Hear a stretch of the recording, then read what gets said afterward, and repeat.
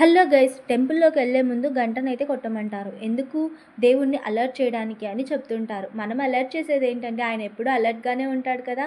అయితే దీని వెనుక ఒక సైన్స్ ఉంది. దాని గురించి తెలుసుకోవాలనుకుంటున్నారా? అయితే వీడియోలోకి వచ్చేయండి. వీడియో ఎండ్ వరకు చూడండి. చాలా బ్యూటిఫుల్ ఇన్ఫర్మేషన్ అయితే ఉంటుంది. Don't miss it.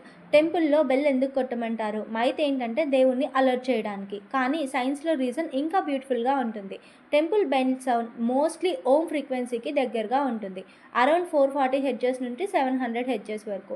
ఈ సౌండ్ మనకి బ్రెయిన్లో ఉండే లెఫ్ట్ అండ్ రైట్ హెమీసైపర్స్ని యాక్టివేట్ చేస్తుంది.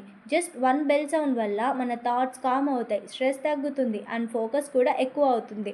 బెల్ కొడితే 7 సెకండ్స్ వరకు సౌండ్ వైబ్రేట్ అవుతుంది. ఈ 7 సెకండ్స్లో మన బాడీలో ఉన్న ఆల్మోస్ట్ చక్రా పాయింట్స్ యాక్టివేట్ అవుతాయి.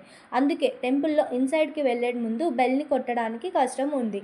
బెల్ సౌండ్లో copper, brass, bronze metals vibration combine అయి ఎయిర్లో పాజిటివ్ ఎనర్జీని క్రియేట్ చేస్తాయి. ఈ వైబ్రేషన్ వల్లనే టెంపుల్లో మనకి పీస్ఫుల్గా ఫ్రెష్ ఫీలింగ్ ఉంటుంది.